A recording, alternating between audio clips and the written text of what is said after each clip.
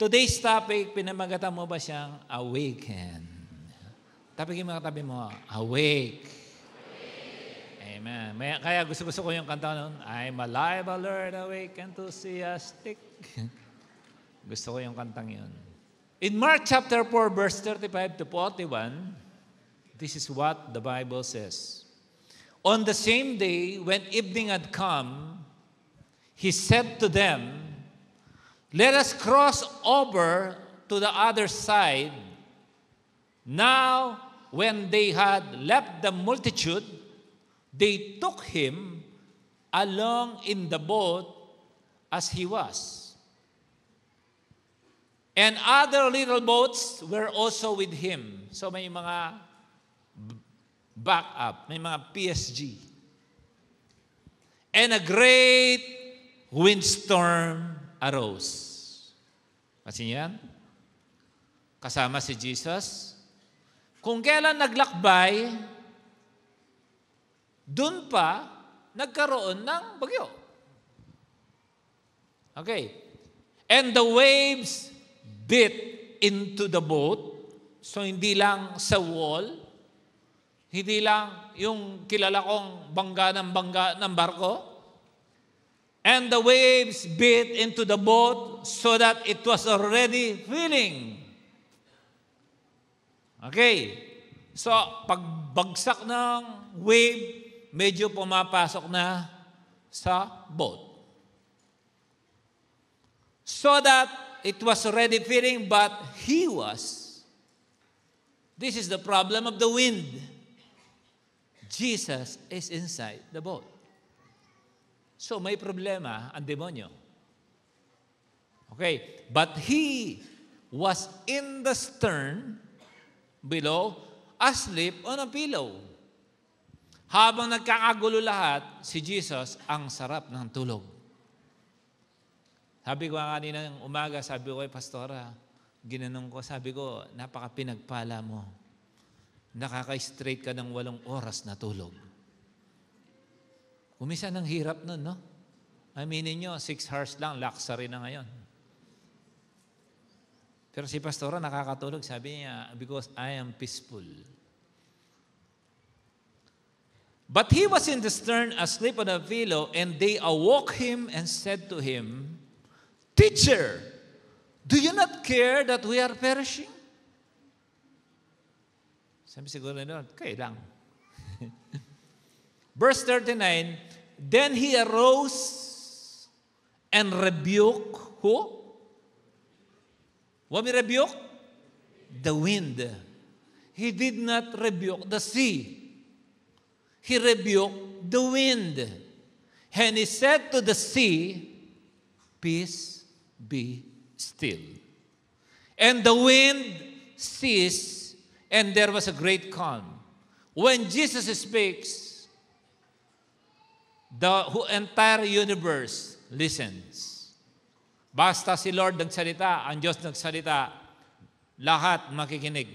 Kahit ang araw, kung kailangan tumigil, o ang ikot ng mundo, kailangan tumigil, mangyayari yun basta sinabi ng Diyos.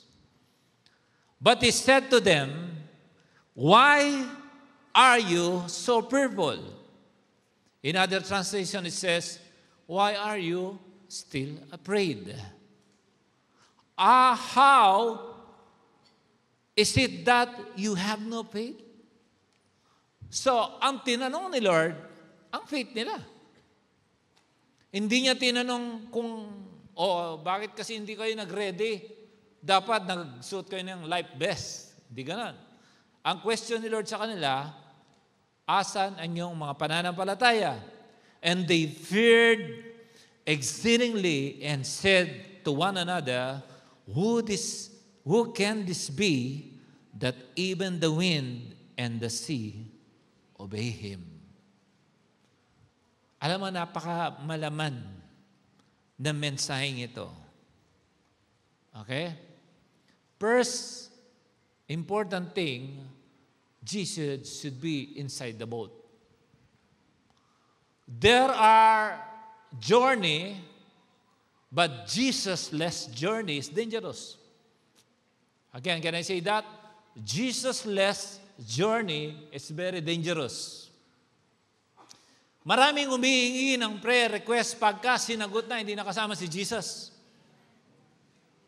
Pag nandun na, hindi nakasama ang church. Siyempre, minsan hindi na rin nasasama si pastor, si cell leader, si primary leader. Siyempre, andyan na. Yun yung mga taong hanggang level 1 lang ang blessing. Hindi naman kukunin ni Lord ang blessing mo, pero next level, sabi, hindi kita pagkatiwalaan. Nawawala ka. Naliliis ka pag mayroon ka. Okay ka na yan. Alam mo, ang pinakamasakit, kapag ka nakita ni Lord, active ka pag problemado ka.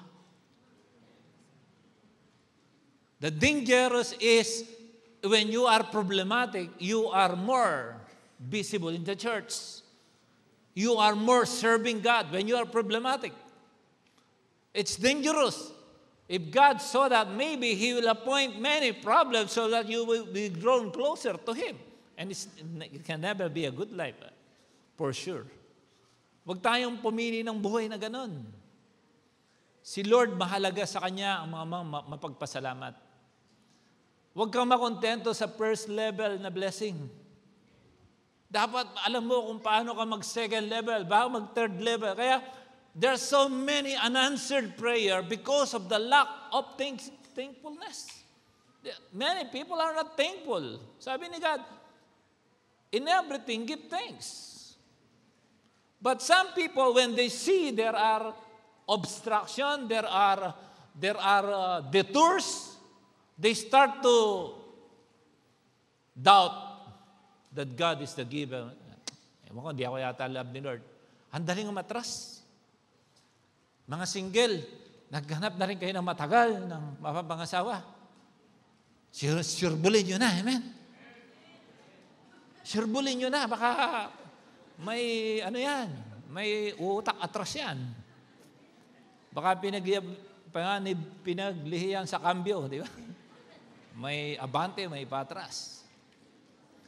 So what we can extract from this wonderful message from the scripture, when the wind ceases, there will be a great calm. All we need is to discover how the wind will cease. Jesus did not generate that storm. He did not command the wind to make trouble. The devil did. But,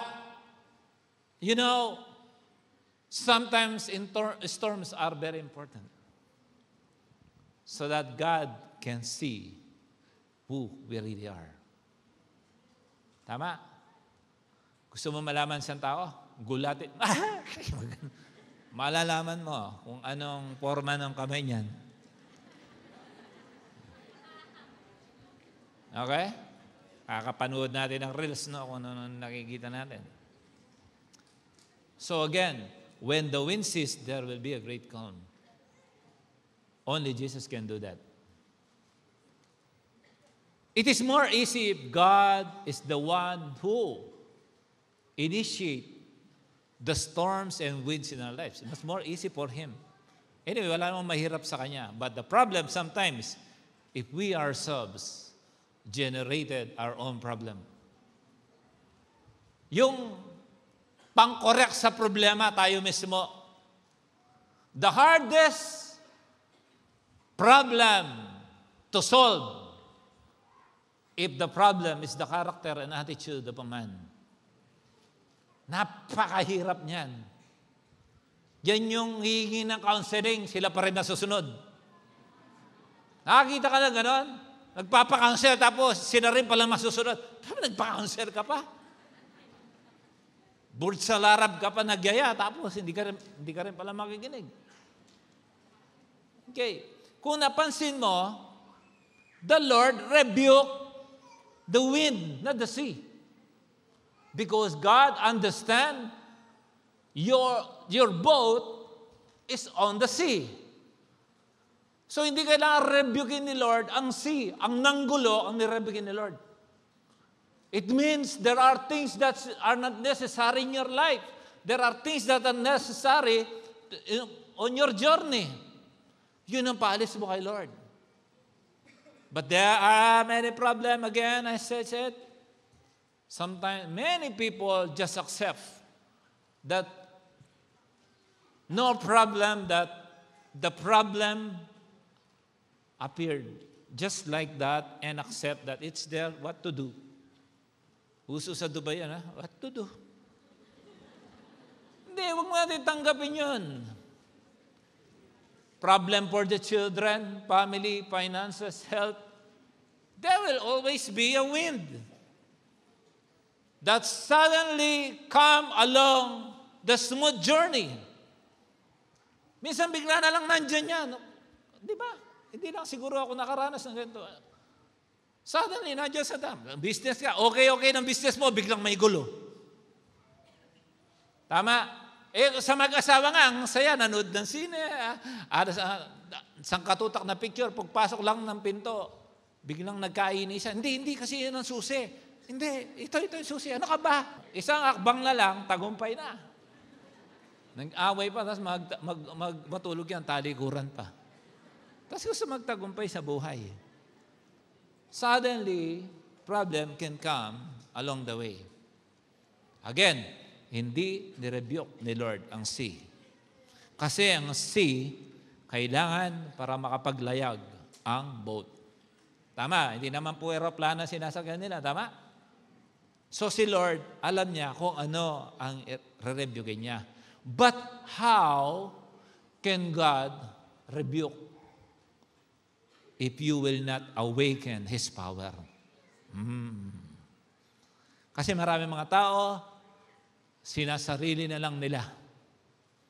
Hindi nila minsan, nagkakandahirap na, hindi pa rin sinasama ang Diyos sa laban. Do you know, listen to this, there are ladder of consequences. You remember the life of Moses? When he went back after his vacation in Midian, after his self-exile from Egypt, he ran away because his life is in danger.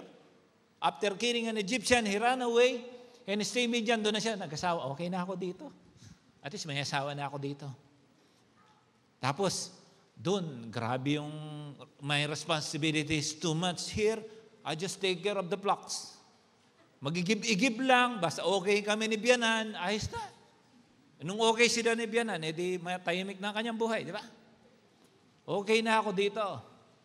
But Moses don't know, did not realize, he stayed there for 40 years. He did not realize that God positioned the burning bush near the Midian. Matagal ng pinlano ni Lord. Sige, magre-relax ka lang dyan. Pero sa daanan mo, andito yung burning bush where I'm going to meet you again. Then when he encountered God, he brought Moses back to Egypt. What happened? There are series of consequences in life. Ang mga tao, marami ngayon hindi nakakaintindi bakit sila nakakaranas ng sunod-sunod na problema pero hindi nila maintindihan. Because of what? Hardened heart. That is the main problem of Pharaoh when his heart was hardened by God Himself.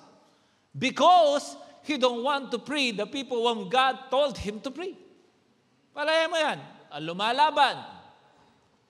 Sometimes may pinagagawa si Lord, linalabanan mo ang kalooban ng Diyos. Okay, first level, invest the blessing, first level of consequence. Di ba kung ano-ano mga consequence?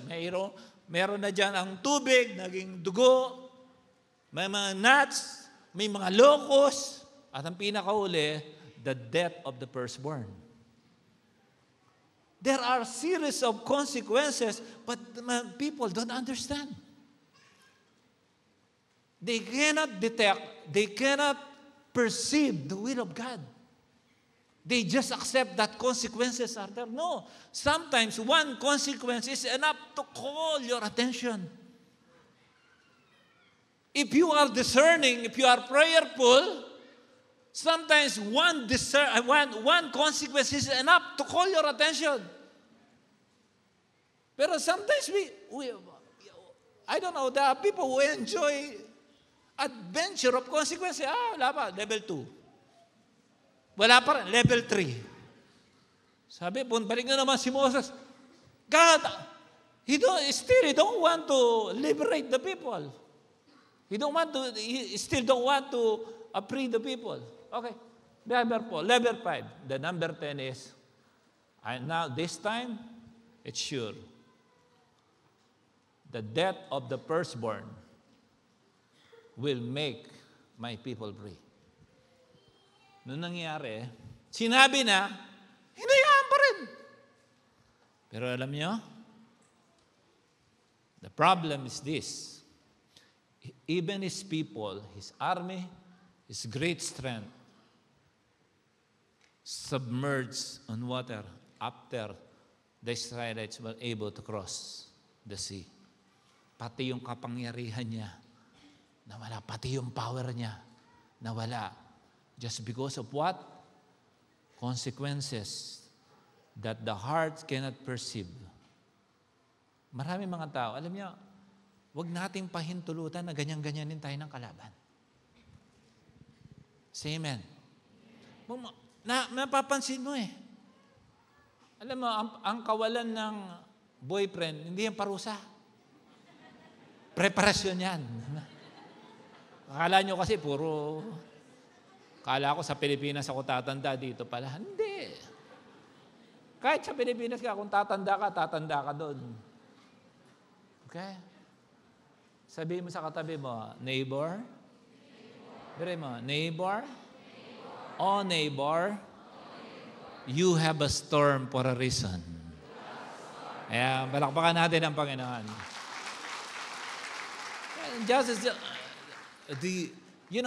that time they are sailing, they are eating with Jesus in flesh.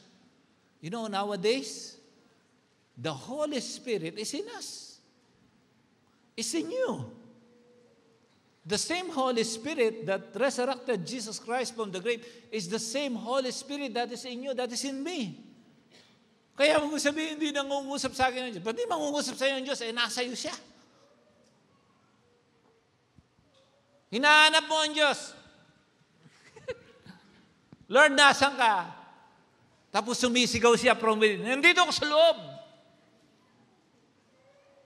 Pwede siya sa loob. When you said, Holy Spirit in you, you are living with Him.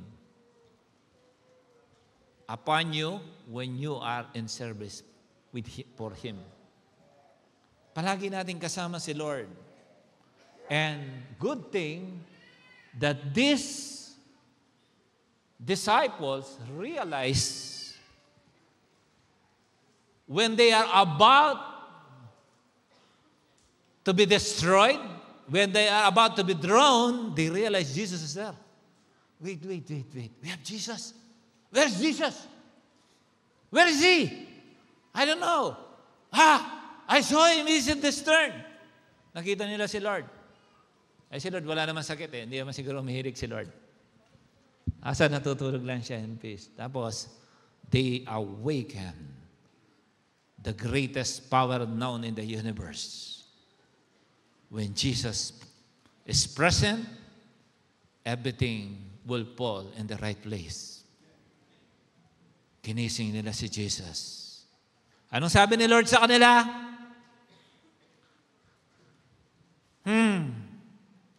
Mga fearful. Imbes na prayerful, fearful. Asan yung mga pananampalataya? Storm. No problem with the storm as long as I have Jesus in the boat. Are you getting the story? Yung story ng mustard faith. Alam mo yung mustard? Sabi na, mustard. Yung buto ng mustasa. Ang buto ba ng mustasa nagiging puno? Maliit lang. From mustard to mustard. Huwag mong mamaliitin ang seed of faith mo. How big is the storm you are in? Greater than the boat you are in.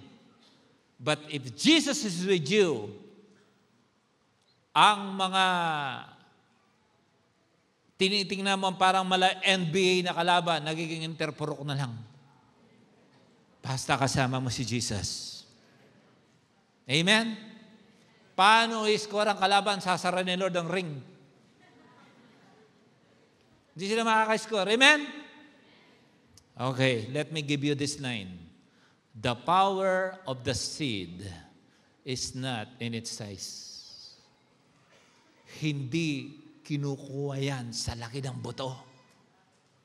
The seed must hit the ground. Maliit lang ang buto ng mustasa, hindi mo nga makita yon. Pero pag yan, tumubo, ang laki. Amen? Ang tanong, nagigising ba ang pananampalatayang yan? Niyayanig ka ba ng bagyo mo? Huwag mong kalimutan, anak ka ng Diyos. As simple as that. If your storm shaken you, just be conscious for who you are. Actually, you are in control. But the problem is, you accept the devil's control. You are in control. We are in control. The word was given in our hearts, just uttered from our lips. At sabi ng Bible, okay, life and death is from your mouth. It depends what you will release. Lagi ko almost every week yata sinasabi ko dito yan. Because why? We have no hope if we don't have the Word of God. And the more Word of God we have, the more we can utter. The greater faith we have if we have the Word of God inside us, inside our family. Kaya yung they did not realize that the Word that was made flesh, Jesus is inside the boat, and they awakened that with only one command,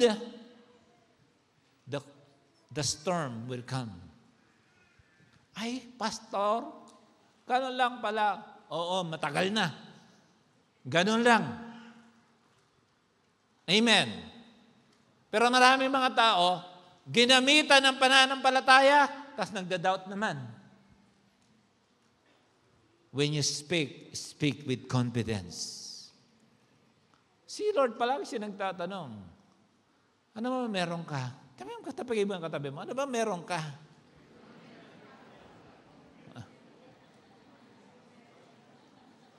Moses was commissioned to go back to Egypt. He even forgot that he is supposed to be the next Pharaoh. It means nasa sistema siya ng royal family ng Egypt. Pati yung nakalimutan, what will I say there? Anong personality ko to? Nakalimutan niya kung sino siya. And the Lord started to recover the real Moses. Anong tanong niya? Moses, what do you have in your hand? Rod. Release the rod. After he released the rod became snake. Okay?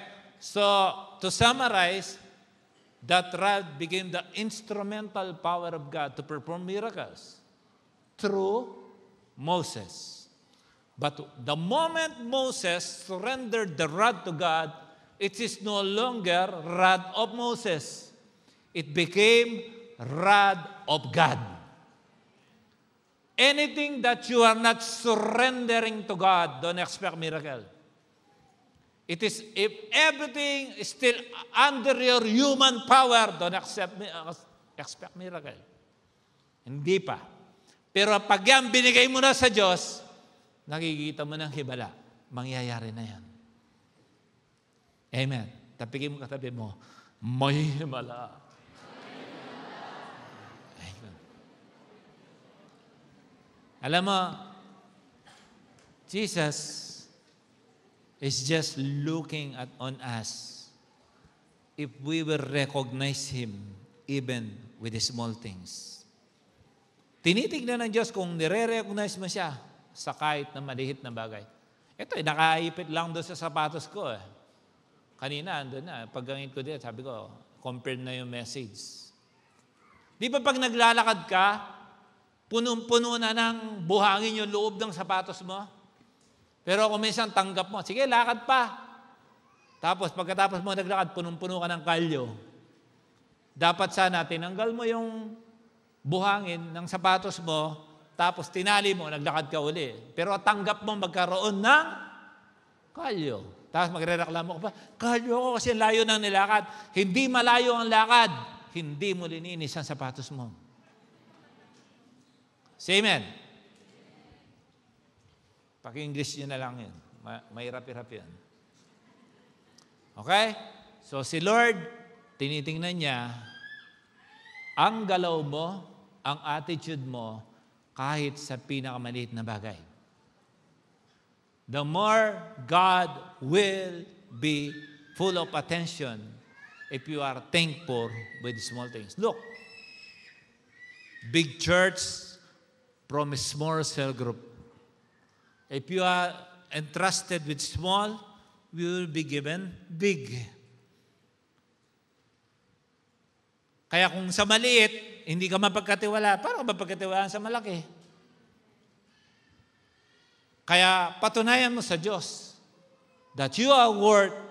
Say, David is sling, is just against lions, maybe some sheep-eating animals, bird. He thinks that he's just for these small animals. Hindi niya inisip para kay Goliath. David maybe did not realize that that is his pathway to his powerful leadership to become the king of Israel. From small, tago, to bigger picture. Tama ba? Ngayon, paliit. Dati nanonood ka sine, ngayon pod na lang. Paliit. Kaya kami, pastora, pag date, gusto namin sine. Gusto namin malaki talaga. Dahil wala nang nanonood ng sine, pag nanonood ka sine, mag-isa ka na lang. Kaya dalawa kayo, no? Napasin niyo yan? Kasi wala na nanonood talaga ng sine. Pati date, puro sagutan ngayon, puro text na lang. Wala nang physical na I love you. Anong klaseng buhay ito? Wala nang intimacy. Parang naglalamig kami ni Mrs. Parang naglalamig, pati I love you, text na lang. Tapos, bulaklak. Puro lang ang appreciation. Bulaklak. Ewan ko ba di na uso ngayon yun?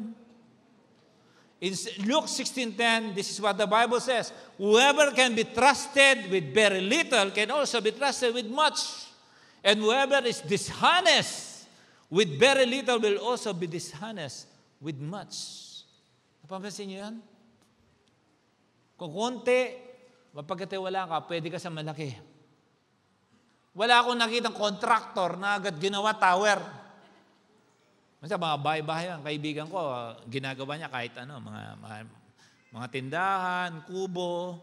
Ngayon, tumitira na siya ng culvert, highway, government building. Lumaki siya, pero alam ko, nakita ko how he started. But he started, his integrity, his honesty, his speed, his quality, started from doing small. He just magnified it with a bigger project. But his integrity is still same. His honesty is still same. His quality is still same. Di siya nagbago. Kaya gustong-gusto siya ng mga client. Bakit? Mapagkatiwalaan kasi sa malaki. Alam niyo, nung dati kami merong furniture shop. Minsan naubusan kami ng nara. Hindi ko, naubos yung nara. Ako naman, hindi naman ako nagtatrabaho. Meron lang ako sa shop namin. Pagod na po. Ang role ko kasi doon sa shop namin, tagalinis lang talaga. Hindi ako karpentero. Pero tinitignan ko, nung naubusan ng kahoy si tatay, sige, lagay nyo pa rin yan. Ipil yata, sinama doon sa nara. Nung nabuo, binarnis ng parang nara. Nagmukhang nara, pero alam ko, hindi puro yun. Amen? At alam ni Lord yun. Alam nyo, when we affected our quality, I observed the order from our factory started to subside. Kasi yung honesty nawala. Akala niyo mga tinuturo ni Pastora dito about your financial success? The more you ignore it, the more you are going on the other way. Observe nyo lang. Hindi nyo ma-execute ngayon, pero i-grind nyo mabuti. Yan ang susi ng iyong tagumpay financially. Can you all eyes on me? Listen to me. Maraming maalam sa Bible, pero walang pera. Sikuhin mo yung katabi mo, ikaw ba yun?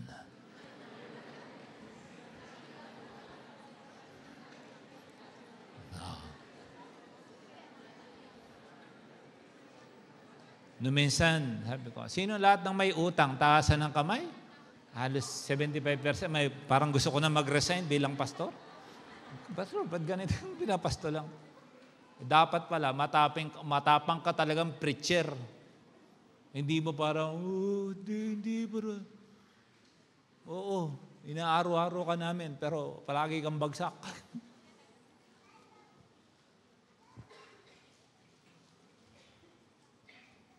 The Lord is willing to multiply what you have in your hand. Huwag mo sabihin, ito lang. Ito lang. Out of nowhere, God can make miracle for the small thing that you have. But God is looking with your honesty and integrity from that very small, sa tingin mo, tinitingnan niya ng Lord. Ang dami ko nakita, nag-umpisa, sabi nga ng kaibigan ko sa Bicol, pre, may kaklase ako. Ayaw mag-aaral. Magtitinda na lang daw ng bigas. Ako, nag-aaral ng Bicol University. Balik-balikan. Every day, nakikita niya kaklase niya. Doon na, isang sako lang ng rice, kinigilo-gilo. Tapos, dumadami yung sako. One day, may warehouse na, yung kaklase ko, yung kaibigan ko, nag-aaral pa rin. Tapos may mga truck na, yung kaklase ko, nag-aaral pa rin. Do not underestimate one sack of rice can give you success in your life as long as you got the wisdom from God how to multiply. Basta nandun si Lord, magmo-multiply yan. Amen? Ang hina naman, para sa Panginoon yan. Sample, 2 Kings chapter 4, verse 1 to 7. Now the wife of the son of one of the men who tell what will happen in the future cried out to Elisha. Siyempre, pag sinabi ng Elisha, yung mga representative ng Diyos yan, mga propeta. Your servant, my husband, is dead. You know that your servant honored the Lord with fear, but the man to whom he owed money has come to take my 2 children to make them serve him. Ano yan? Pambayad ng utang. Elisha said to her, what can I do for you? Tell me, what do you have in your house? Sabi, di ba ba kung pag-pray? Hindi. What do you have in the house? You know. Okay? And she said, your woman servant has nothing in the house except a jar of oil. Yun lang. Then he said, go around and get jars from all your neighbors. Get empty jars, many of them. Then go in and shut the door behind you and your sons. Pour the oil into all the jars and set aside each one that is full. So she went from him and shut the door and behind her and her sons, they took the jars to her, and she poured. When the jars were full, she said to her son, bring me another jar. And he said to her, there is not one jar left. Then the oil stopped flowing. Full stop muna ako doon. Ang man of God, nasa bahay. Eto matindi. Ang cell group, nasa bahay mo na, hindi ka pa nagtitake advantage. Parang gaganon-ganon. Tuna ko pala. Andyan na pala kayo. Parang wala kang gana. Biro mo sinasabi natin, ang cell group, para siyang Ark of the Covenant, pinasok sa bahay mo, tapos wala kang gana. Magsisimba ka sa church, wala kang gana. I-blessing mo yun. Dapat ganado ka. Amen. You should be more motivated because imagine, the gospel bearer will come into your house, they'll preach, they'll sing, and they will minister. Dapat may ganasity ka. Amen. Ito yung pinag-advance. May medyo kung reklamo siya, siyempre, ikaw ba naman mabalo? Meron pa. Ako, sabi niya, kukunin pa yata nito. Itong pastor na ito, mukhang malakas pang kumain. Tatanong pa kung ano meron dito. Ito na lang meron ko. What did she hear? The instruction. It's very important. She actually awakened the power that is already inside this house. She took advantage of it. Tingnan mo ang nangyari. She came and told the man of God, and he said, look, she came and told. Kuminsan, after ng miracle, wala na kami balita sa iyo eh. Biray mo yung katabi, bebe, ikaw ba yan? That's the problem. Now, be real. God is looking for people who are thankful. Amen. Cell leader. Actually, grabe, napasok ako. Yung tama yung preaching mo, tumama. Magpapasyarma sa mama sana ako. Available ka?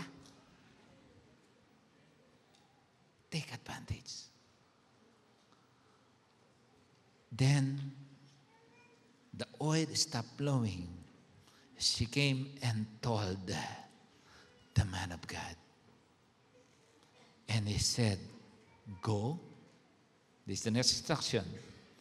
Go and sell the oil and pay what you owe. You and your sons can live on the rest.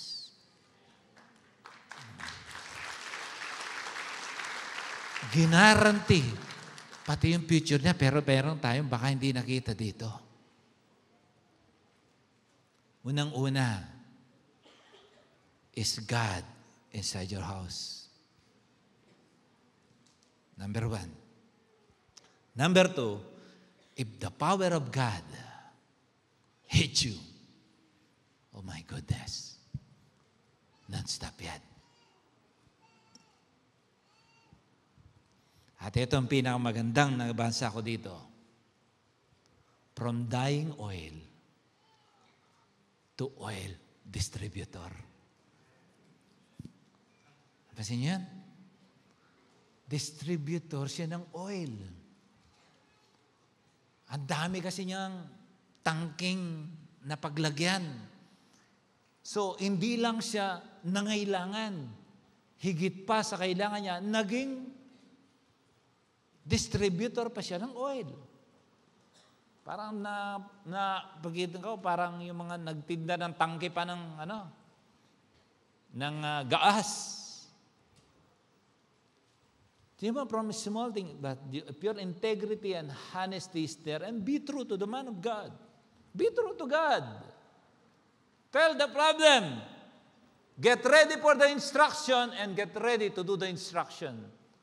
I tell you, don't stop or flow, and you will become the the resource for the source of other people.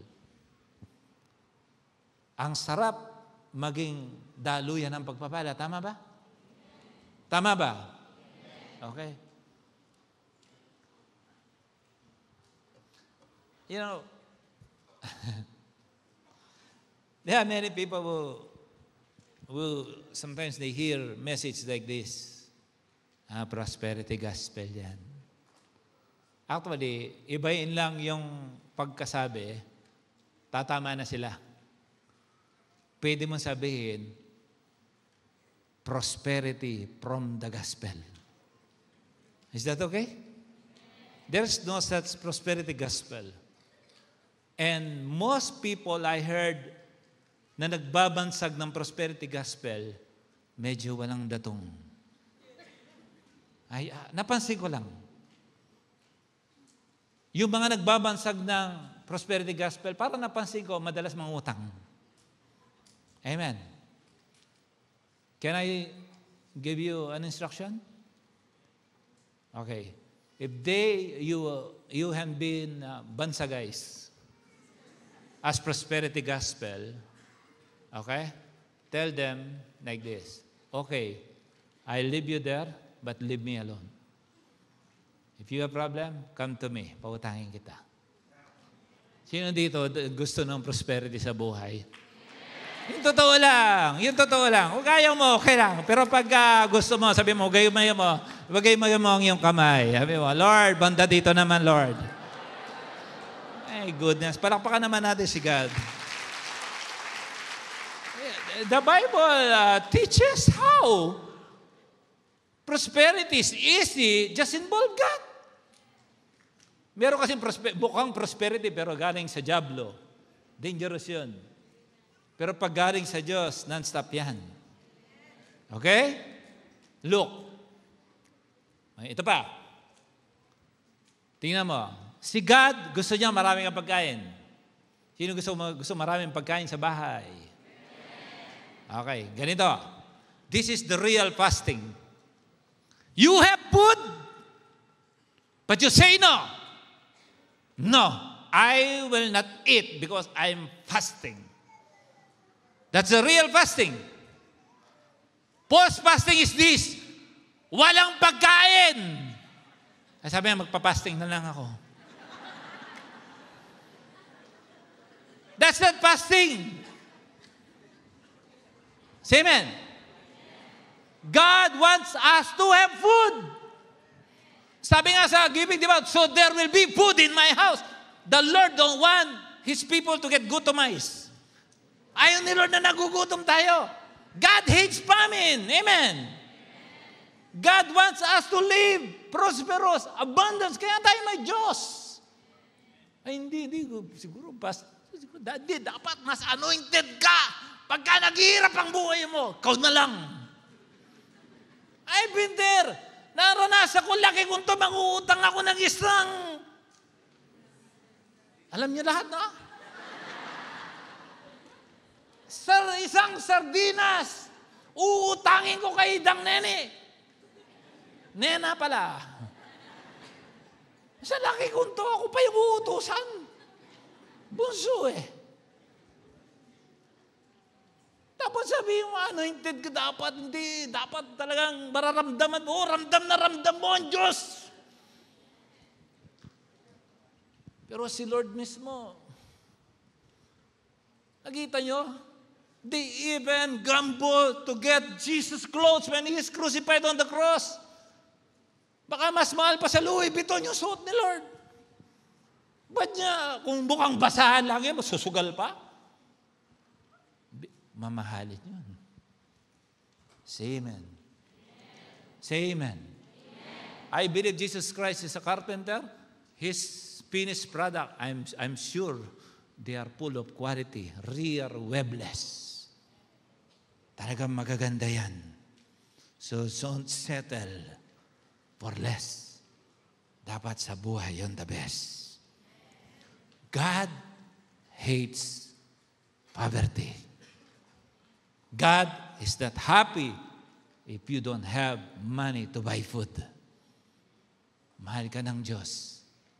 Hindi nilalang ni Lord ang iyong sikmura para pagutumin yan. Nilalang yan para maranasan mo na masarap ang buhay kasama si Kristo. Palakpakan naman natin siya. Okay?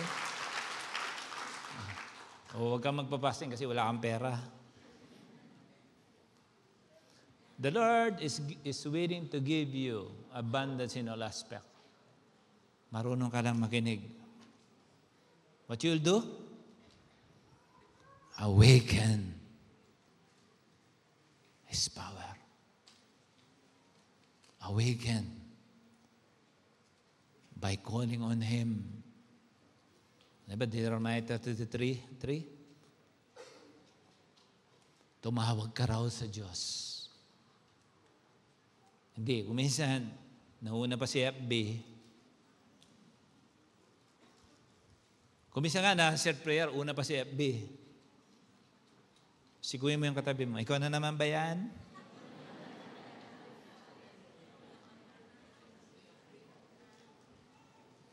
Pumasa na pala ng driving, no? Oh. Paano mo nalaman? Sa Facebook, makita ko. Kala ko piniyam ka. Hindi, nakalimutan niya. Okay. Please, do not magnify the enemy. Okay? Don't be demon conscious. Ang dami mga sa tao, hindi, no. Meron ako narinig. Parang natatakot sa mga demonyo. Ay, wag na lang natin silang istorbohin. Demonyo yan. Kinakasa-out yan. Kung nasa tao, nasa bahay, pinapalayas yan. Hindi baka kasi magalit. Anyway, magalit! Kahit si mismo si Satanas, kahit magalit siya, wala tayong pake. Amen. Anak ka ng Diyos, may light ka, basta dumating ka, layas ang darkness. Amen. It's a matter of consciousness. You have Jesus to call on. Meron kang pwedeng tawagin Jesus, kaya nga anak ka ng Diyos. Para ama mo siya. Amen. Hindi yung galawin si Satanas. Ba't di mo gagalawin si Satanas? Actually, ayaw ka ni Satanas. But sometimes, even this, you try to idolize this non-moving object. If you put power, may power yan. Uy, dun sa cabinet may nakikita ako dun. Sinabi mo dun sa kapwa mo, dun sa flatmate mo, pag dumadaan ngayon dun sa cabinet, tumitingin yan. Para meron nga. Tapos susuporta, may nararamdaman ako. So dalawa na kayo. Diba? May nararamdaman ako. Narinig ng bata. Mami, I heard something there. Dumaan pala yung daga. Kinonfirm na. Tapos, Pastor, pasyal kayo sa bahay. Meron talagang maligno doon sa amin. Binigyan nyo ng power. Amen. If you use your words to empower even a non-moving object, nagkakapower yan. Say amen. Oh my goodness. You can awaken the power. Actually, the power is in you. Sabi ko, akala ko mag-preach ako 20 minutes. Sabi ko, Lord, I want more worship today. Ang ganda pala ng topic na to. You don't need to remain in a manger. If your father and mother brought you or delivered you in a manger, you cannot remain there. Huwag mong isipin yun kasi ito yung namin, ganito. No. This time, no. Christian ka na and you have the power to change things. You have the power to change the situation. Just awaken the power who is inside your boat. His name is Jesus. Sisigaw natin, Jesus is all we need. Ay, mahina dito banda. Sabihin mo, Jesus is all we need. Dito banda, Jesus is all we need. Si Jesus lang kailangan natin. Amen. Palakpakan naman natin siya. Kaya walang sayang sa oras ng isang tao na lumalakad kasama ang Diyos. Walang sayang basta kasama mo ang Diyos. Kahit mukhang pangit ang sitwasyon, maayos yan. Di ba, pinag-usapan natin last week, kahit meron kang nakikitang parang hindi maganda, kasama ng proseso yan. Hindi ka pababayaan ng Diyos kasi mahal ka niya. Amen. Sabihin mo sa katabi mo, faith lang yan. Hebrews 11:7, by faith, Noah, when warned about things not yet seen, you see that? In holy fear, may takot siya sa Diyos, built an ark to save his family. Actually, the endeavor of Noah to make the ark is for his own family. If he did not listen to the instruction of God, patay pamilya niya. Ubus talaga. But because Noah considered righteous in the eyes of God, he listened. There are many critics. There are obstructions, but still, he proceeded. Hindi, tinabi niya yung mga critics niya. Pinagtatawanan siya. You know why? Sometimes it is for your family's sake. Para sa pamilya mo ang gagawin mo sa Diyos. Kahit anong dapat na pagpipigil o paninira ng tao sa momentum mo, huwag mong papaintulutan para sa pamilya mo yon. Amen. Kundi wala siyang pinaglagyan sa kanilang mga anak. Kundi wala siyang pinaglagyan sa kanilang mga livestock. Talagang mamamatay lahat. Sometimes, our obedience to God, we are actually the first beneficiary of our obedience from the instruction of God. Tayo may pakinabang. Mag-pray tayo. Prayer na naman. Kanina ba yung prayer? You are awakening the power. The storm is about to attack your boat. If you did not pray, you did not call on Jesus, talagang isa-submerge yan. Say amen. Mag-drive ka, tabad ka pa mag-pray. Lord, thank you, Lord. Biro mo, babanggayin ng truck sa sasakyan mo, ganun lang. Kasi pastora nga, di ba, pray na ako ng umaga. Pray, Paris. Sabi mo, Dad, pray ka. Hindi ba pwede yung prayer ko kaninang umaga? Invalid na ba yun? Basta mag-pray ka. Okay, Lord, thank you. Sometimes you don't know. Awaken the power. Call.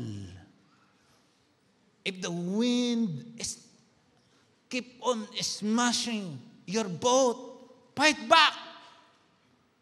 With faith. Lumabang ka. At hindi ka niya matatalo. Say amen.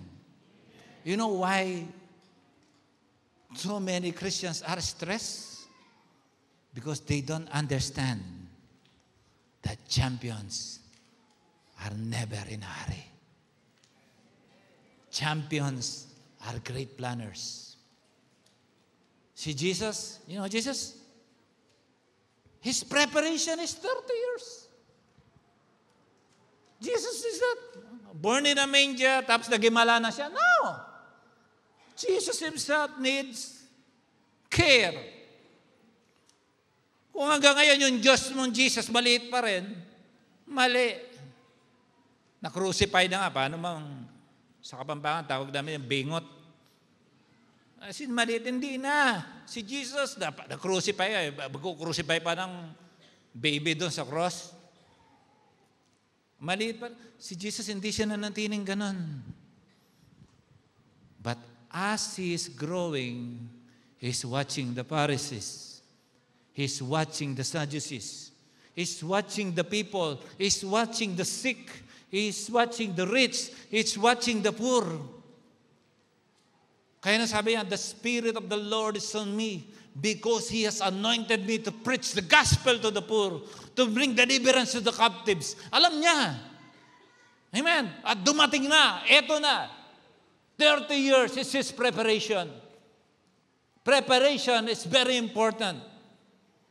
Awakening the power requires preparation. Actually, preparation. Importante po ito. Maganda ang destiny ng Diyos sa ating lahat. Ang tanong, handa ka ba? The Lord can send rain. Your vessels are ready? Baka baha ang abuti niyan. Champions never be in a hurry. And the quality of preparation determines the quality of performance. Alam mo sa opisina, bakit palagi kang nasasabon? Kadalas hindi ka handa. Ang panlaban mo araw-araw, boss, sorry. No, sorry. Preparation, planning is very important. And the Lord is great, nasa apple of the eye ka ng Diyos pag planner ka. Ayaw ni Lord ang hindi naghahanda. Dapat preparado ka. Mag-i-encounter, kaya bukas, ganon? Hindi. Wala, mag-pray. Preparation. Ano mo, basta lang nag-i-encounter? Ang dami, 100 people busy just for you. Preparing for you. Okay? So, do not underestimate when you are preparing and along your way there are storms. That is just a preparation. Because every season has a product. Season of test has a product. Season of storm has a product. Season of harvest has a product. Lahat yan. Importante yan para sa ating maturity. That's why if you are into a great storm right now, simple, awaken the power. Actually, nasa iyo na. Sabi mo sa katabi mo, nasa iyo na. Jesus is a tomorrow thinker. Imagine, again, I repeat this, 30 years preparation. Hindi niya binasa agad yung Luke 4:18. Nag-training muna siya. Nag-mentoring siya ng 30 years. Nagkikipag-uusap siya sa mga pare. Nagkikipag-usap siya sa mga aral para ipakita na kailangan natin mag-aral. Kailangan nating ma-mentor. Hindi ka basta automatic na matalino. Bakit nagyan ka USB? I'm somebody now. I am a terabyte man. You still need to undergo training. No shortcut in leadership. Say amen. And preparation chapters are not delays. If God will prepare you, He will test you who you are in the storm. He will test you who you are in small things. He will test you who you are in the times of prosperity.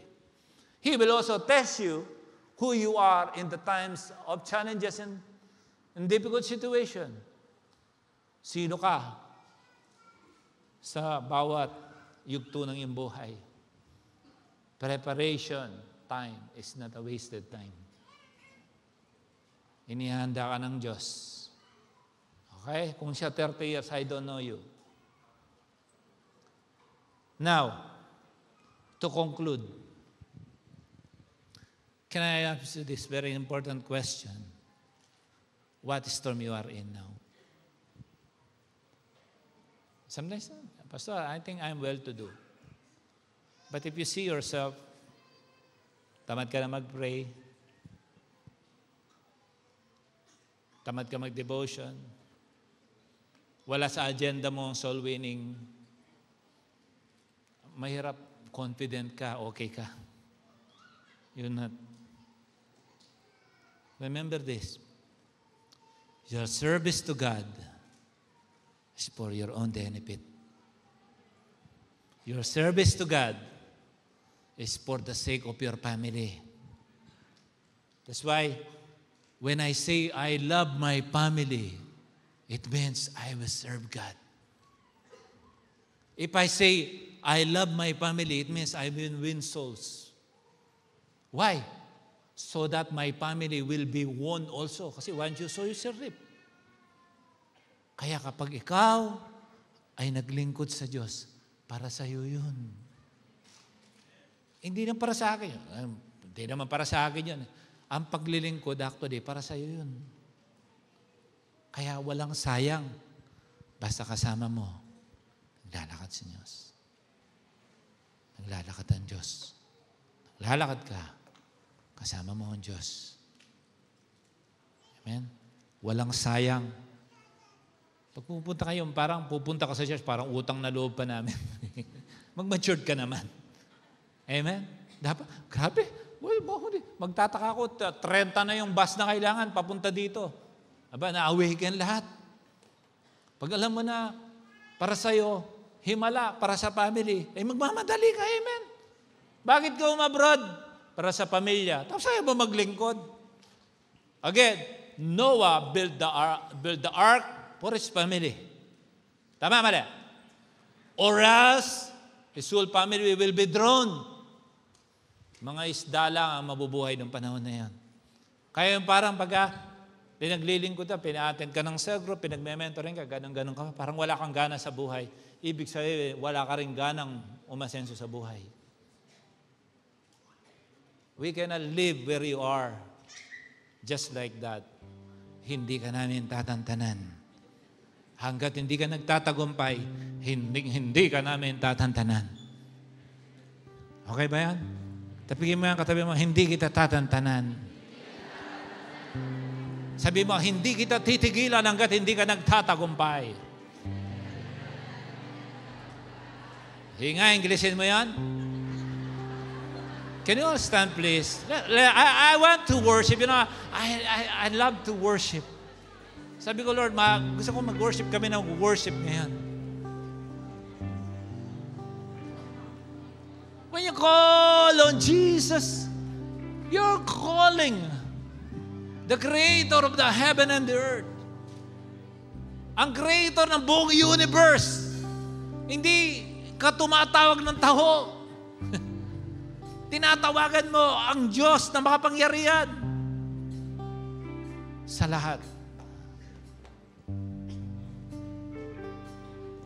Nakuha mo ba mensaya, kaibigan? Yung totoo lang. Okay? You know, every success that we have always points on the cross. Lagi ko sinasabi yun. Everything that we have, big or small, it's from God. If you see you are on constant attack, ay parang umpisahan mo, okay na, mag-start na naman, ayos na, then, parang yung bumabagsak. Hindi ka pa ba nakakahalata sa consequence? Hindi ka ba nakakahalata, hindi ka makabante?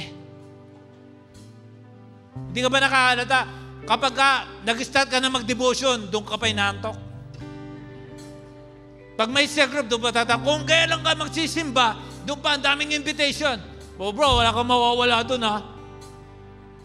Kumpleto kami, ikaw lang wala. Ikaw rin, wala ka sa picture. Dahil lang sa picture, di ka attend. Tapos gusto mo ng himala. Your service to God is for your own benefit. You and your family is the first beneficiary when you serve God. Consolation na lang yung sa trabaho mo, sa business mo, sa health mo, sa finances mo. Unang-una, ikaw ang makikinabang. Kaya magmakaawa ka pag wala ka doon sa loob ng kingdom. Di ba pag may kingdom, lahat ng nagtatrabaho sa loob ng kingdom, sustentado yan. Pag sa labas, kumisan, dadaan yung reyna, gaganon ka. Di ba? Sa kingdom. Tapos yung reyna, bubuksan niyang konti yung kurtina niya, tapos hagisan ng gold coin. Pero pag nandun ka sa kingdom, ibang klaseng buhay yun. Sino dito nakapasok na sa kingdom? Baka naman nasa labas ka pa rin ng fence. Amen. Nasa loob ka. Tami mo katabi mo. Are you inside the kingdom or you are outside the fence? You see. Napansin ko, kahit dito sa UAE, kapag ka sa gobyerno nagtatrabaho, medyo relax ba? Meron akong kilala, 4 days ang off. Sabi ko, pambihirang trabaho yun. Siguro, baka kung sa amin binigay yan hanggang ngayon, hindi pa kami nagre-resign. 4 days off. Kasi nasa kingdom, nasa government. Siyempre, yung benepisyo na nasa kingdom, matatamasa mo yan. Boat. Tapos nandun si Jesus. Ano ngayon, may bagyo. Andito naman si Lord. Mahirap may bagyo, wala si Lord. Tama? Si Eutychus, may nagpe-preach, nasa gilid, nahulog, patay. Buti na lang namatay sa loob ng church. Get that? Then Paul came down, pinag-pray, nabuhay. Siguro natuto na, no? Hindi ko ganang gigilid. Nabuhay siya. Nabuhay na maguli. Amen? Siguro, at least, na-testing ka ng storm, pero nag-church ka pa din. Ang pinakamalupit, dinaanang binisita ka ng matinding problema, wala ka sa church.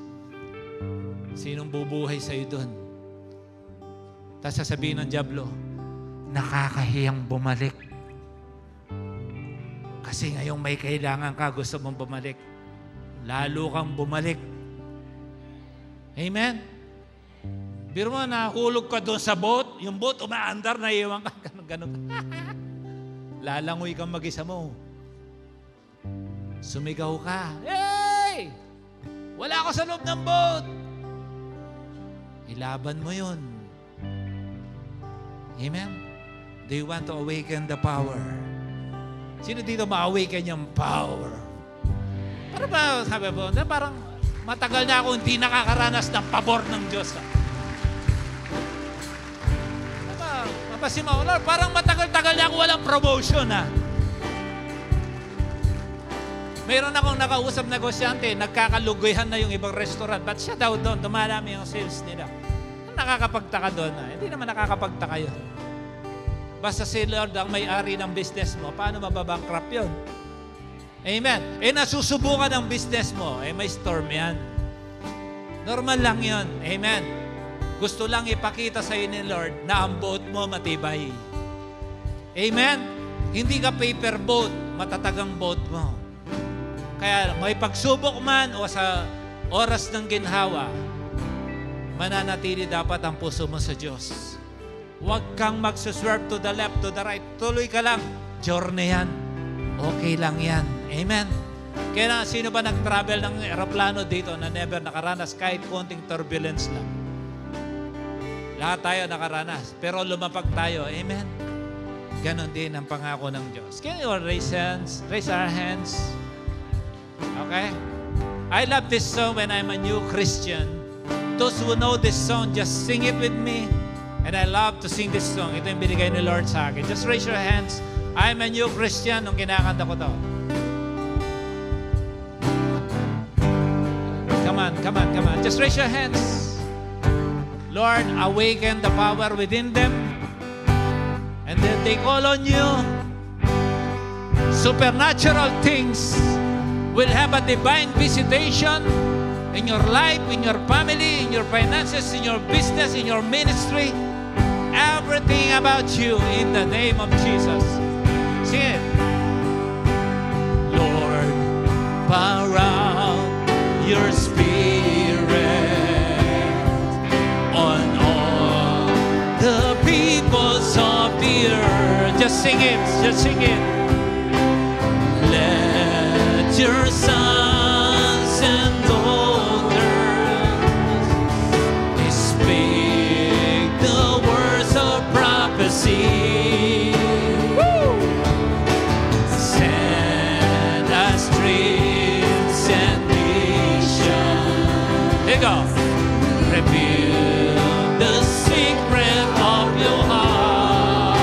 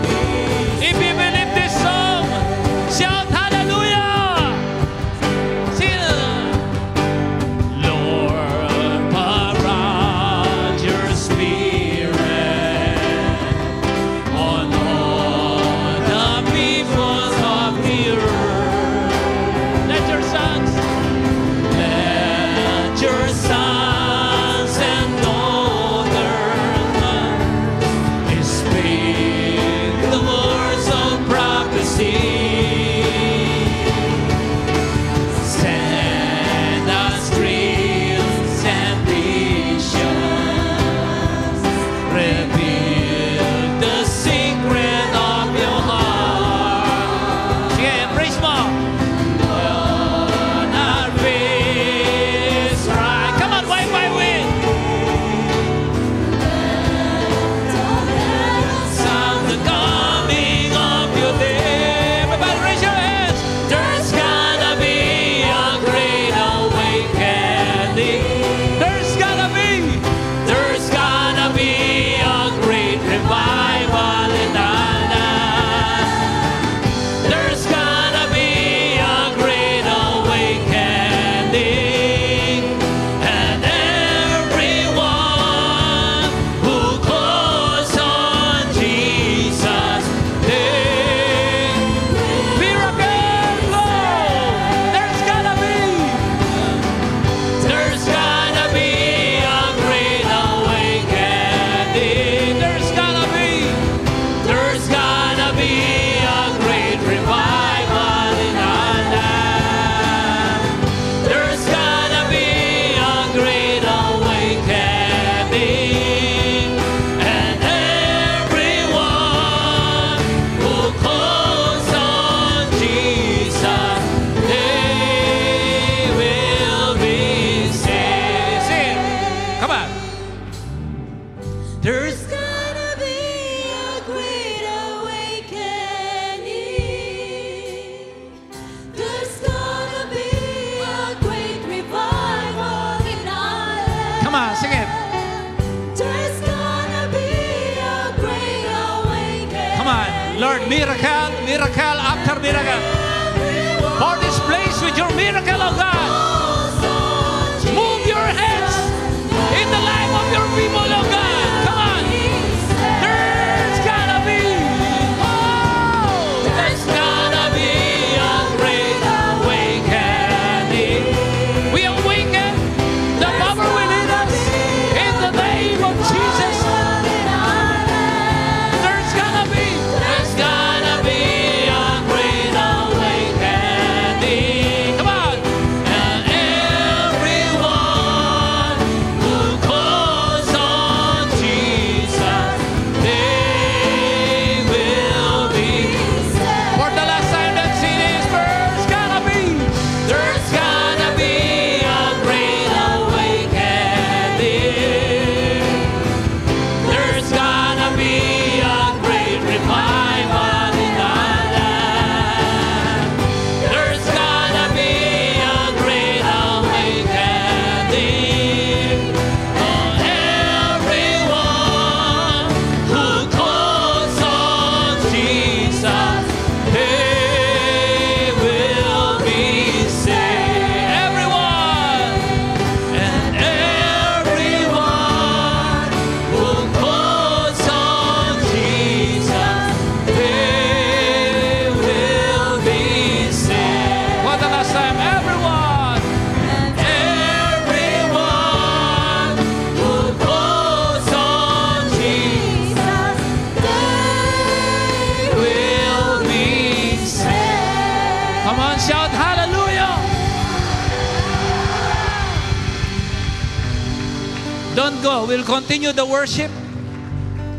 Before we continue our wonderful worship, can I invite all the first-time attendees to come in the front, please? Make it quick. Make it quick. Come on. Just raise your hands. Continue. We are in the worship mode. Keep playing. All the first-time attendees, please come. There's gonna be a awakening. Don't go. We're worshiping. There's gonna be a great revival in our land. Do you see this harvest every Friday, every Sunday? Palakpakan naman natin ang Diyos na buhay. And everyone who calls on Jesus, they will be saved. There's gonna be a great awakening. Amen. Hello. God brought you here, not us.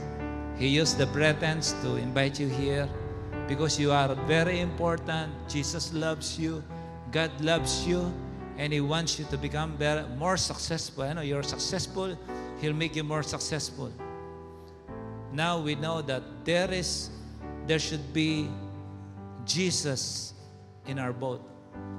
There's no problem encountering storms, squalls, or typhoons, or earthquakes in life. What is important is Jesus is inside the boat. If it is our experience in the past, we are facing different kind of problems in life without Jesus, and it's too difficult to surpass. This time, the game was changed. God brought you here because He wants to perform great things in your life with Him. But there are so many questions about how can God forgive me? I'm a simple man. Peter told that. Sabi ng Lord, go away from me, I'm a simple man. No, from now on, Peter, you will fish for people. God is interested with our admission of our sin, and He's interested if we will accept Him as our Lord and personal Savior. He's not looking onto the mountainous volume of sins we have done in the past. The main intention of our Father in heaven is whenever we call Him Father, and we are His children. Mahirap kasi yung tawag ng tatay. Hindi ka naman anak. Tama? Our Father. Anak ka ba? Okay? And today, God ordained this day to set aside every notions, every negative view of life. So the Lord is with me now. The Lord will cement that. The Lord will strengthen your position and faith that you are in Him and He is in you. One of the most easiest thing to take place in this world is for you and me to be saved. Because the Bible said in Romans chapter 10, verse 9 to 10, this is what the Bible said. If you declare with your mouth Jesus is Lord and believe in your heart that God raised Him from the dead, you will be saved. You don't need to carry the cross. No. Hindi mo kailangan maglatigo. No. Jesus did that. He did that already. And through His grace and mercy, through our utterance, through the admission of our sins, you'll be saved. There are many nights you are afraid. Maybe the next day you will not wake up. And you are afraid to sleep. That's why there are sleepless nights because of guilt. From the day, God, the Lord will end that. How? For it is with your heart that you believe and justified, and it is with your mouth that you profess your faith and are saved. Oh, you just need to utter. Can we do that today? You will not do it because I will tell you to repeat after me. And let me just leave you and we'll pray together. Is that okay? If you believe this is from the Lord Jesus Himself, if we, according to the power of His Word, if we are going to do this and execute in our hearts, this is going to take place in the next few minutes of your life. If you believe that, close your eyes and bow down and repeat after me. Let me lead you. Say, Jesus. Sige, kaya even whisper is a loud noise in heaven. Say, Jesus, I need you in my life. Be my God and my Lord and my Savior. I admit I am a sinner, but now that I believe that God raised you from the dead, you will also raise me from the dead. Because from today, I believe for what you said. I admit I am a sinner, but I thank you for every drop of blood shed on the cross of Calvary can completely cleanse all my sins. that I have done against you, against to my neighbor, and against myself. Bless me from today by being with me for the rest of my life and through eternity. Thank you for the cleansing of all my sins.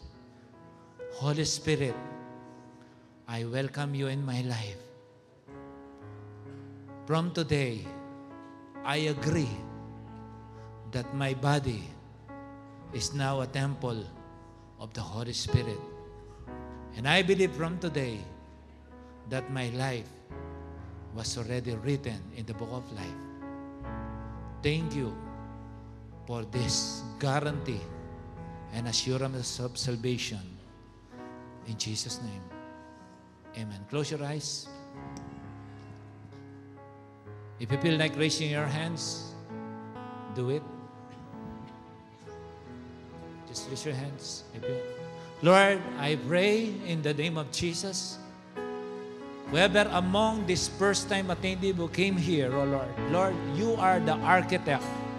You are the one who has orchestrated to bring them here. We love them, but you love them more. And I pray, whatever storm they have in their lives, storm man or storms, in the name of Jesus, I speak of your deliverance. I speak of healing if you need it. I speak of financial breakthrough. I speak for the restoration of your family. I speak for the favor after favor to come upon your life in the name of Jesus. Miracle already took place and accept it within you. Jesus loves you and He will never leave you nor forsake you. He is in full control and let Him be in control of your life. From today, you will not sail alone. Jesus now is inside your boat with your family. Remember that you are here because He loves you. Thank you, God, for all these new souls that you brought here. They will not depart this place na hindi nila taglay ang kanilang mga pagpapala. They are coming out from this place, blessed and sanctified, restored.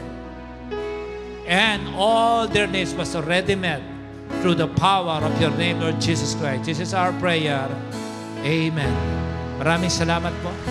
Just raise your hands. Kung pa pwede na po kayong umupo. Just raise your hands before our benediction. Come on. Waymaker, miracle worker, promise keeper, light in the darkness. My God, that is who you are. Sing it out. Raise your hands. Promise keeper, light in the darkness. My God, that is who you are. Declare it. Oh,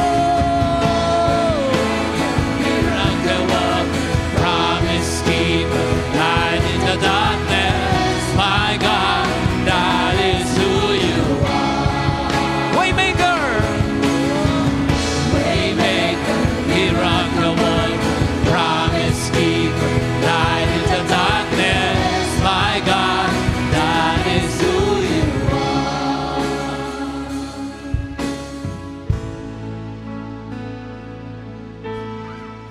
Raise your hands. I may not know your situation, but Jesus knows. It's just a one call of His name. That is the game changer here. There is a power within you. The words that God has already stored in your life for very, very long time.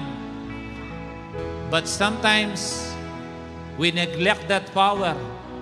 We let the storms to take place. Umampas ng umampas yan. But today, God is ending that. God is ending that in the name of Jesus. I do not allow any work or power of any wind that produces a squall and windstorm against your boat by the power of the blood of Jesus. I speak life and blessings in your family. I speak life and blessings in your finances and everything that you have brought to the altar of God today, trusting that His name is Jesus. The name of the Lord Jesus is enough to solve every difficulties you are in. And also, if you are in a smooth journey, God has already prepared you. Para pag dumating mo yan, sabi mo, storm lang to. Kristiyano ako. Sabi mo, storm ka lang, born again ako. Come on. Sabi mo, storm ka lang, anak ako ng Diyos. Come on, declare it from your mouth. The power is in you. The Holy Spirit is in you. What you are shouting, He's the real way maker. He's the miracle worker. Everything was already loaded in your life. It's just a matter of utterance. Oh. Even when I don't see it, you're working. Even when I don't feel it, you're come on, ina-utter mo na. You never stop working. You never stop working. Sinasabi mo na mangyayari sa'yo. You are already uttering what will happen to you. Come on. You never stop working. Come on. You never stop working. Even when I don't see it, you're working. Even when I don't feel it, you're working. You never stop working. You never stop working. Even when I don't see it, you're working. Come on. Even when I don't feel it, you're working. You never stop working. You never stop working. One more time. Even when I don't see it, you're working. Jesus! Even when I don't feel it, you're working. You are the king of this place. Stop working. You never stop working. Waymaker, miracle worker, promise keeper, light in the darkness. My God, that is who you are. Once again,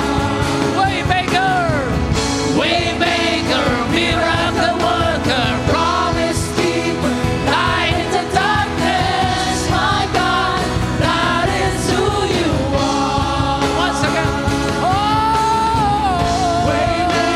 miracle worker, promise keeper. light in the darkness. My God, that is who you are. Okay, this will be the last stage of our service today. If the miracle you want from God needs to happen in your body, put your hand where you want God to bless you. Pag pera sa bulsa mo. Pag wala dito, extend mo ang kamay mo. Sige. Gesture is very important. I believe the Lord Jesus Christ, when He raised His hand, the storm stopped. Close your eyes. In the name and authority of the Lord Jesus Christ of Nazareth, I speak the same authority and power of the same Jesus Christ who is inside the boat with its disciple will operate powerfully to perform miracles right now,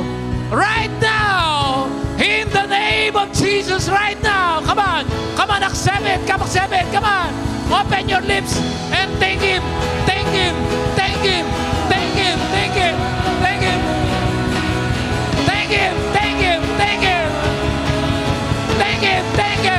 In the name of Jesus. Healing after healing. Prosperity after prosperity.